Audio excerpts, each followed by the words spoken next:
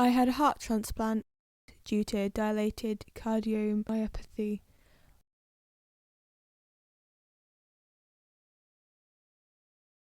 which is a disease where my heart muscle was too weak and thin to be able to pump blood around my body.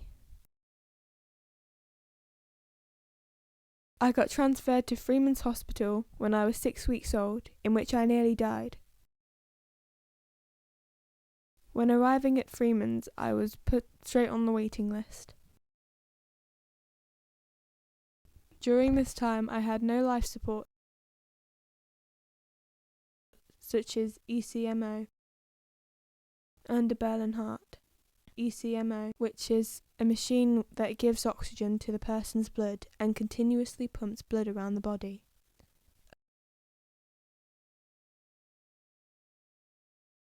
A Berlin heart is a type of ventricular assist device, or VAD, which is an air-driven pump which takes over the work of one side or both sides of someone's heart.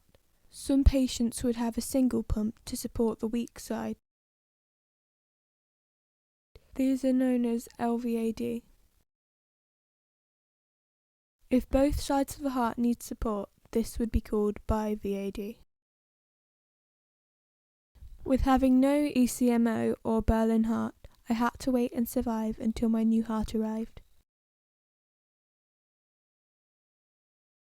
Which is why we need more donors.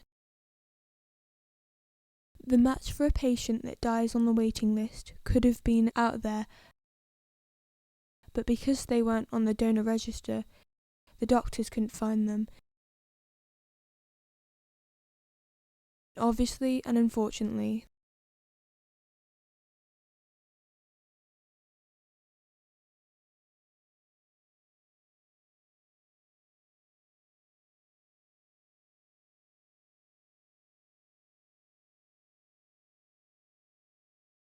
the patient can't wait forever. The time for being on the waiting list is unknown and can be days, months, even up to a year, and some patients on the waiting list don't make it. The call came in time saying that they had a donor because I don't think I could have lasted much longer. And on the 21st of February 1996, I had the transplant.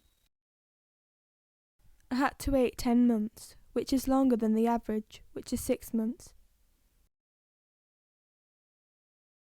I've had the same heart for 20 years, which is fantastic because they say that 50 to 60% of heart transplant recipients can't make it to 10 years. I'm really grateful and lucky to be here and happy that it's lasted this long, and hopefully it will last many more.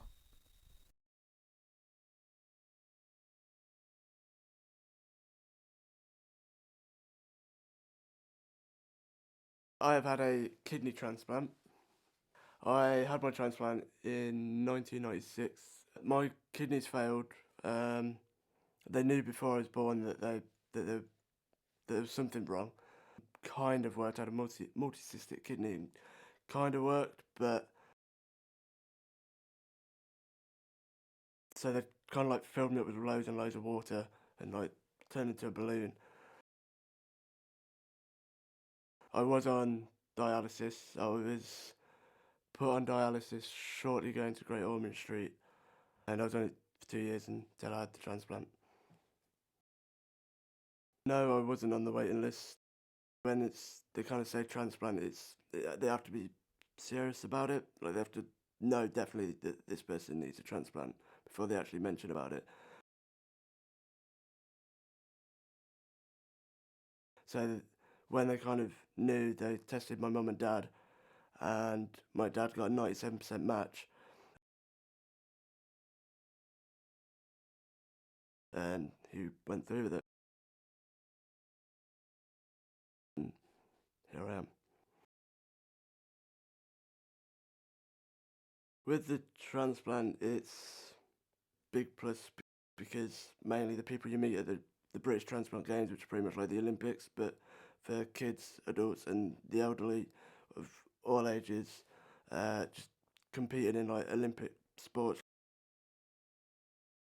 When you compete, you can get to go to the kind of like the World Transplant Games, which is pretty much the Olympics for kids with transplants, and you get to travel all around the world where they're held.